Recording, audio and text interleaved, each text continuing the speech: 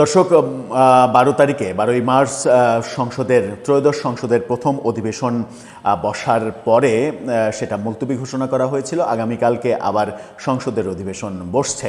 আগামীকালকে যখন দ্বিতীয় দিনের মতো অধিবেশন বসছে, প্রথম দিনই আমরা দেখেছি প্রফেসর ইউনূসের মেটিকুলাস ডিজাইনের 133টা অধ্যাদেশ সংসদে উপস্থাপিত হয়েছে, আইনমন্ত্রী উপস্থাপন করেছেন।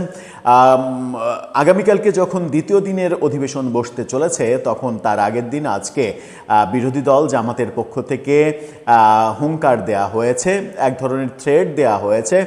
ব্যাপারটা এরকম যে সংসদে বিএনপি যদি সাংবিধানিক পরিষদের অর্ডার না দেয়, তারা যদি শপথ না নেয়, সাংবিধানিক পরিষদের অধিবেশন যদি না ডাকে, তাহলে আগামীকালকেই হতে পারে বিরোধী দলের অর্থাৎ জামাত এনসিপির শেষ সংসদের কার্যদিবস।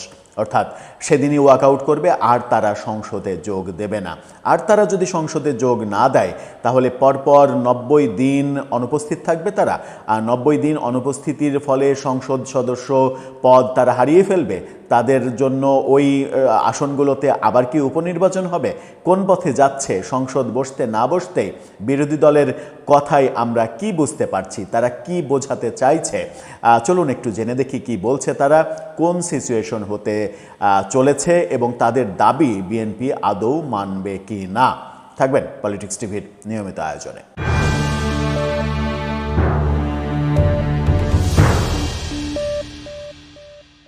দর্শক, বলছিলাম আগামীকালকে ত্রয়োদশ জাতীয় সংসদের অধিবেশনের দ্বিতীয় দিন যখন অধিবেশন বসতে চলেছে, তখন আজকে জামাতের হুঙ্কার। সেই হুঙ্কারে বোঝা যাচ্ছে যে সংসদ উত্তপ্ত হতে চলেছে। সংসদ যদি উত্তপ্ত হয়, তাহলে পরিস্থিতি কোন দিকে যাবে? বিরোধী দল পরিপূর্ণভাবে ওয়াকআউট করবে, তারা আর সংসদে ফিরবে না, সেরকম হুঙ্কারি দিয়েছে তারা। টাইমসের শিরোনামটা দেখে নিন, তারা বলছে রোববার হতে পারে বিরোধী দলের শেষ অধিবেশন, অর্থাৎ সেদিনই শেষ দিন হতে পারে সংসদে। কি ভয়ঙ্কর কথা! কি বলা হচ্ছে, সংবিধান সংস্কার পরিষদের অধিবেশন আহ্বান করতে সরকারের কাছে দাবি জানিয়েছে জামাত নেতৃত্বাধীন 11 দলীয় জোট। অন্যথায় রাজপথে নামার আলটিমেটামও দেয়া হয়েছে। আজকে রাজধানীর মগবাজারে 11 দলীয় লিয়াজো কমিটির বৈঠক শেষে সাংবাদিকদের একথা বলেন জামাত ইসলামীর সহকারী সেক্রেটারি জেনারেল 11 দলের মুখপাত্র হামিদুর রহমান আজাদ। 11 দলের মুখপাত্র বলেন, রোববার 30 দিন পূর্ণ হওয়ার পরও যদি সংবিধান সংস্কার পরিষদের অধিবেশন না ডাকা হয়, তাহলে শীর্ষ নেতৃবৃন্দের সঙ্গে পরামর্শ করে রাজপথে আন্দোলনের রূপরেখা চূড়ান্ত করা হবে। তিনি বলেন, জনগণের সম্মান, মর্যাদা ও ভোটাধিকার রক্ষার জন্য ঐক্যবদ্ধভাবে রাজপথে নামা হবে। এমনকি রোববার হতে পারে বিরোধী দলের শেষ অধিবেশন। অর্থাৎ আগামীকালকে যদি তাদের দাবি পূরণ না হয়, কালকে যদি সাংবিধানিক পরিষদের সভা না ডাকে বিএনপি কিংবা স্পিকার, তাহলে তারা আর সংসদে যাবে না, এরকম কথা বলেছেন। আদৌ কি সেটা বাস্তবায়ন করা তাদের পক্ষে সম্ভব হবে? যদি কালকে দাবি করে এবং কালকে সেই দাবি পূরণ না হয়, তাহলে সত্যিই তারা সংসদ বর্জন করবে? মানে সত্যিই তারা এতজন যে নির্বাচিত হলো, তারা নিজেরাই, জামাত নিজেরাই তো 68টা আসনে জিতেছে, এতগুলো আসন তারা বিসর্জন দেবে? পরিস্থিতি আসলে কি? আর তারা যে দাবি জানাচ্ছে সাংবিধানিক পরিষদ, সংবিধান সংশোধন পরিষদ যেটা, সেই পরিষদের সভা ডাকতে, সেই পরিষদই তো গঠিত হয়নি, সেই পরিষদই তো সংবিধানে নেই। সংবিধানে আগে সেটা অন্তর্ভুক্ত হতে হবে, অন্তর্ভুক্ত হওয়ার পরে বিএনপি সহ অন্যান্য যারা শপথ নেয়নি তারা শপথ নেবে, শপথ নেওয়ার পরে না সংবিধান সংশোধনের যে পরিষদ, সাংবিধানিক পরিষদ, সেই সাংবিধানিক পরিষদের সভা ডাকার প্রেক্ষাপট তৈরি হতে পারে। কিন্তু আদতে বাস্তবতা কি? বিএনপির অবস্থান কি? বিএনপির অবস্থান হচ্ছে কোনোভাবেই তারা সাংবিধানিক পরিষদের যে কি বলে অধ্যাদেশ জারি করা হয়েছে রাষ্ট্রপতিকে দিয়ে, গতকালকে সমস্ত অধ্যাদেশ সংসদে উপস্থাপিত হয়েছে, কিন্তু বিএনপি এই অধ্যাদেশ পাশ করবে না। সাংবিধানিক পরিষদের অধ্যাদেশ পাশ করবে না, কারণ তারা 2/3 আসনের মালিক। তারা যেটা করবে সেটাই আইন হবে সংসদে। এটা করবে না। গণভোটের আদেশ তারা মানে বাস্তবায়নের যে মানে অধ্যাদেশ সেটা বাস্তবায়ন করবে না। এই বড় দুইটা বিএনপি একমত না, সেটা বিএনপি করবে না। বিএনপি এছাড়া পিআর মানে উচ্চকক্ষে পিআর পদ্ধতিতে যাওয়া এসব কোনো কিছুই বাস্তবায়ন করবে না। দৃশ্যত আমরা সেগুলোই জানি। তাহলে কি হচ্ছে? সাংবিধানিক পরিষদের যে দাবি, সেই দাবির কোনো বাস্তবতাই থাকছে না, কারণ বিএনপি এই দাবির সঙ্গে একমত নন। বিএনপির স্বরাষ্ট্রমন্ত্রী সালাউদ্দিন আহমেদ স্পষ্ট বলেছেন যে আগে তো সেটা সংবিধানকে ধারণ করতে হবে, সংবিধানে ধারণ করার জন্য সংসদে আলোচনা হতে হবে। সংসদের অধিকাংশ সদস্য যদি বলে যে এটা গ্রহণযোগ্য হবে, তাহলে সেটা গ্রহণীয় হতে পারে। গ্রহণীয় হওয়ার পরে না প্রসঙ্গ আসবে সাংবিধানিক পরিষদের শপথ, অধিবেশন, এই ব্যাপারগুলো আসবে।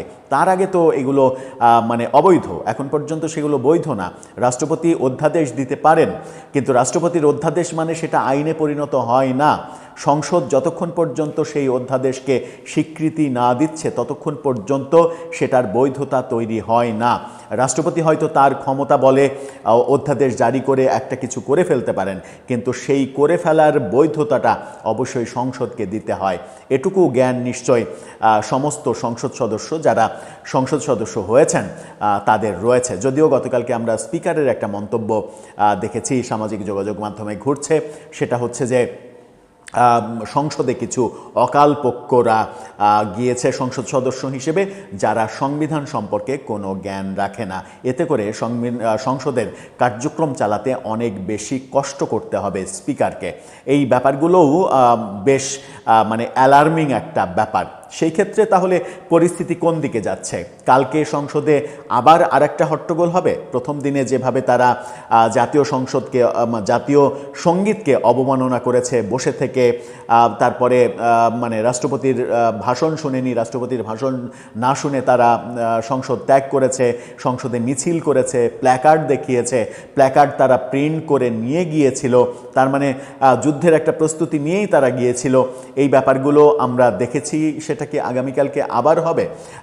গতকালকে মানে গত 12 তারিখে যেটা হয়েছে সেটা খুব একটা ভালো কিছু হয়নি, কারণ রাষ্ট্রপতির আপনি ভাষণ শুনবেন না, অথচ রাষ্ট্রপতির দেয়া অধ্যাদেশ অনুযায়ী আপনি সাংবিধানিক পরিষদের শপথ নিতে বলবেন বিএনপিকে।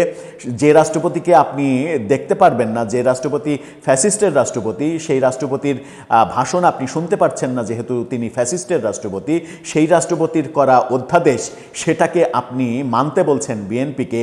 এই দ্বিচারিতার রাজনীতির সমালোচনা হচ্ছে চতুর্দিকে। এখন দেখার বিষয় যে এই দ্বিচারিতা থেকে তারা বেরিয়ে আসে কিনা।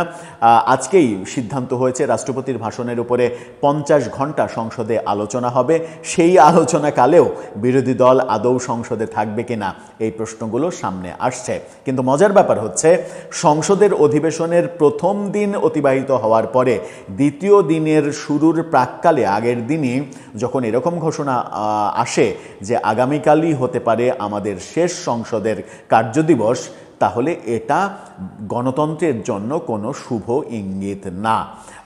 যে সংসদ চলবে 5টা বছর, সেই সংসদের দ্বিতীয় দিনের অধিবেশনেই যদি এই ধরনের কথা আসে, তাহলে আমার মনে হয় না খুব একটা স্মুথলি এই সংসদ চলতে পারবে।